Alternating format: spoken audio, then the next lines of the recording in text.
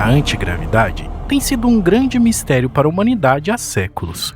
Essa é uma hipotética maneira de criar um campo de força que permite anular a gravidade de um objeto, permitindo que ele flutue no ar. Alguns chamam de antigravidade coisas que parecem inverter a gravidade. Mas a possibilidade de criá-la depende de uma compreensão e descrição completa da gravidade e de suas interações com outras teorias físicas, como a relatividade geral e a mecânica quântica. E como até hoje não entendemos muito bem esses conceitos, ela ainda não é possível. Mas, será que a antigravidade é apenas uma ideia hipotética ou realmente existe? Bem, segundo um homem chamado Bob Lazar, afirma que já trabalhou com essa tecnologia, fazendo engenharia reversa em discos voadores. Antimatter reactors and other working examples of technology that is seemingly beyond human capabilities. Ward Knapp, Eyewitness News 8. Mas isso realmente é possível? Podemos dizer que as revelações de Bob Lazar são no mínimo intrigantes, pois ele descreve como os seres extraterrestres que construíram essas naves utilizam a antigravidade com níveis surpreendentes de detalhes. And this allows the craft to essentially stand on two of them. Hoje, vamos mergulhar mais fundo nessa questão para entender a verdade e por que buscamos tanto por essa tal de antigravidade.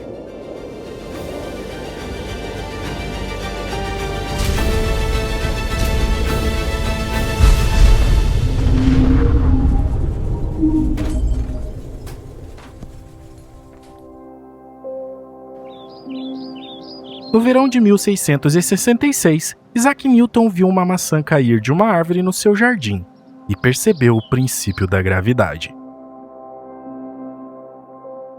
Depois, em 1915, Albert Einstein imaginou como a matéria faz o espaço curvar e como isso causa a gravidade. Einstein tentou juntar sua teoria da gravidade com a eletricidade e o magnetismo, usando o trabalho de outros cientistas. Os físicos também falam sobre partículas de gravidade chamadas gravitons, mas ainda não temos certeza se elas existem. Além dessas, existem muitas outras teorias diferentes sobre a gravidade quântica, como a teoria das cordas e a gravidade quântica de laços. Na lei de gravidade de Newton, a gravidade é uma força externa que não sabemos como funciona. Já na relatividade geral de Einstein, a gravidade é a curvatura do espaço e do tempo, e na relatividade, a antigravidade se torna uma coisa impossível, exceto em situações onde o efeito é criado artificialmente.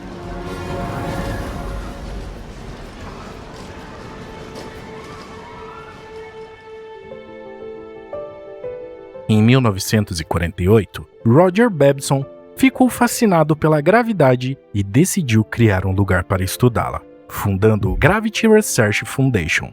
As pesquisas da fundação eram um pouco estranhas, mas isso não impediu que ela atraísse pessoas interessadas, atraindo até mesmo a atenção de Igor Sikorsky, o inventor do helicóptero. Com o tempo, a fundação mudou sua atenção para tentar controlar a gravidade a fim de entendê-la melhor, e nesse tempo, eles faziam diversas conferências e ofereciam prêmios em dinheiro para os melhores trabalhos sobre ela. Alguns dos vencedores incluíam pessoas que mais tarde ganhariam o Prêmio Nobel de Física. E mesmo depois de Babson falecer em 1967, a fundação continuou a ser administrada por George Rideout Jr., filho do primeiro diretor, que continuou a oferecer os prêmios. E até hoje a fundação continua explorando os mistérios da gravidade em Massachusetts, nos Estados Unidos.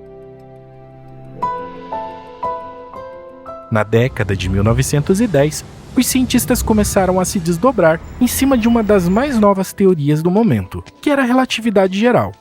E ela explicava como a gravidade afetava o movimento de todas as coisas. No entanto, a teoria tinha problemas matemáticos e parecia proibir a existência da antigravidade. Então, na década de 1950, a Força Aérea dos Estados Unidos e outras empresas e universidades começaram a estudar a relatividade geral e a antigravidade ao mesmo tempo, pois eles queriam melhor entendê-las para desenvolver tecnologias baseadas nelas. No entanto, É difícil saber o que descobriram naquela época, porque as poucas informações que foram compartilhadas eram baseadas em comunicados de imprensa, e isso era tudo o que se sabia. Até que em 1973, o governo dos Estados Unidos criou uma lei proibindo os gastos de dinheiro público em projetos de antigravidade, pois, segundo eles, há muito tempo não estavam dando resultados. A teoria da relatividade geral diz que a gravidade vem de como coisas com massa e energia deformam o espaço.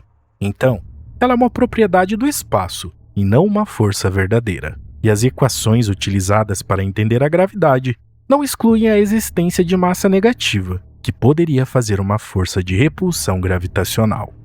Com essa ideia, em 1957, o matemático e cosmologista Sir Herman Bandai sugeriu que a massa gravitacional negativa poderia ajudar a explicar a teoria da relatividade geral e as leis de conservação de energia e momento linear de Newton. Em 1988, o físico Robert Lowell Forward disse que seria possível usar massa gravitacional negativa para criar sistemas de propulsão. E como a teoria da relatividade, que diz que a energia tem um impacto direto no espaço e no tempo ao redor de nós, onde todas as formas de energia criam geometrias que causam a gravidade, deu a eles uma grande ideia.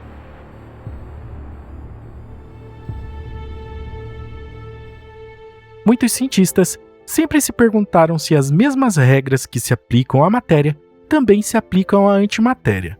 Até que em 1960 eles descobriram que sim, através de um cálculo chamado de simetria CPT. Nele, era mostrado que a antimatéria segue as mesmas leis da física da matéria normal e, portanto, também tem energia positiva e reage à gravidade como a matéria normal.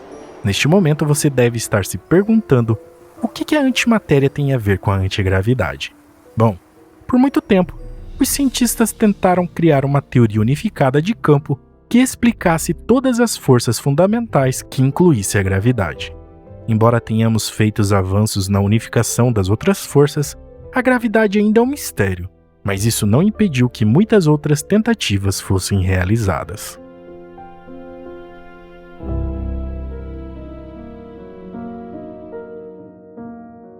A gravidade é uma força misteriosa que puxa tudo para o chão, e muitos buscam entender como ela funciona e se pode ser descrita em termos de partículas pequenas.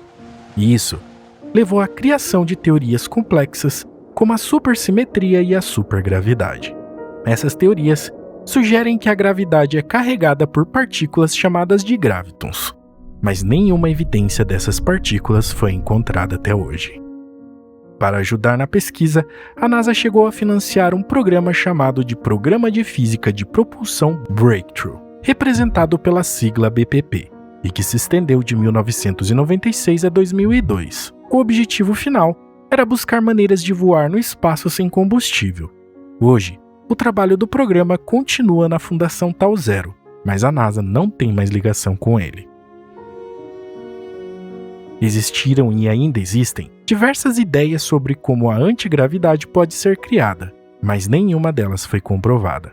E cientistas estão focando em entender como a gravidade funciona e como ela se relaciona com outras teorias físicas, porque hoje sabemos como ela age, mas não temos ideia de onde ela vem. Enquanto isso, alguns pesquisadores tentam criar dispositivos que tentam anular a gravidade, mas novamente, nenhum deles comprovou seu funcionamento.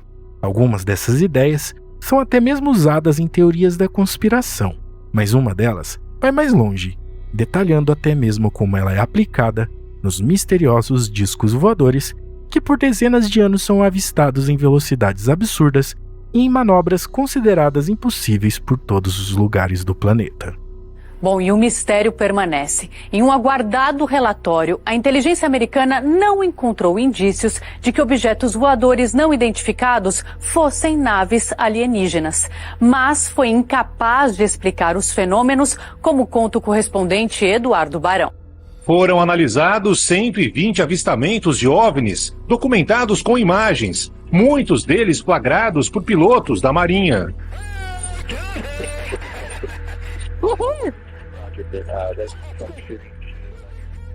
Bob Lazar é um nome que é conhecido por muitos como o homem que afirma ter trabalhado com tecnologias de naves alienígenas na Área 51, uma instalação militar altamente secreta localizada no deserto de Nevada, nos Estados Unidos.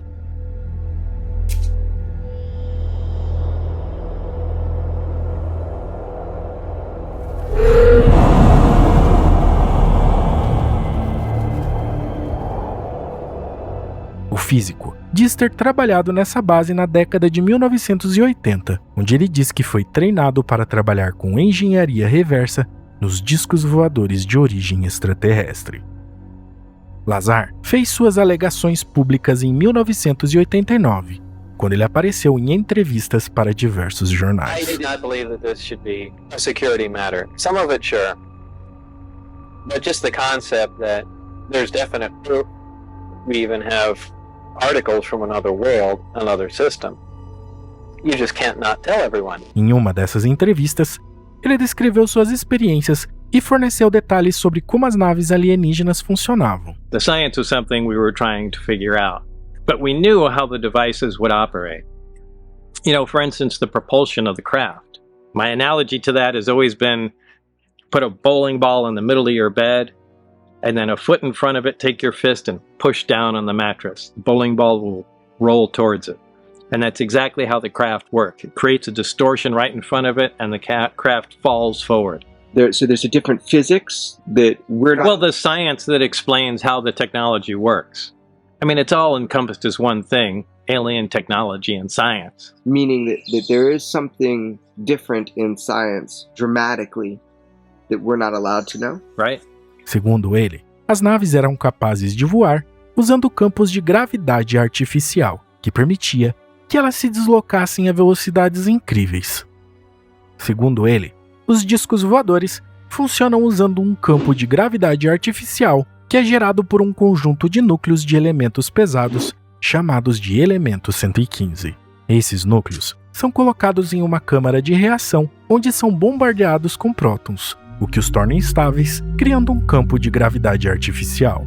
Quando a nave navega pelo espaço, em altas velocidades nas viagens interestelares, ela viaja de ponta cabeça, com a parte de baixo apontando para o destino. E o campo de gravidade artificial cria uma zona de pressão negativa em torno da nave, o que a permite voar e se deslocar a velocidades incríveis, e que, segundo Bob Lazar, também permite que a nave acesse outras dimensões. The center antenna is really an extension of the reactor in the center, and that's a waveguide, which allows the emission of the gravity wave, which forms kind of a heart shape over the whole craft.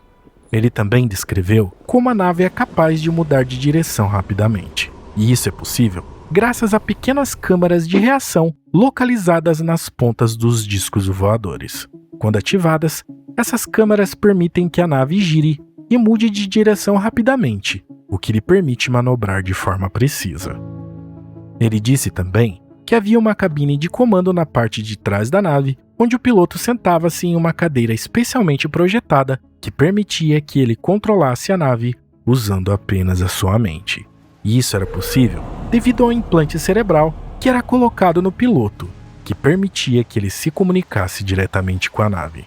Em resumo, os discos voadores, de acordo com Lazar, funcionam criando exatamente o que pesquisadores do mundo todo vêm tentando descobrir há décadas.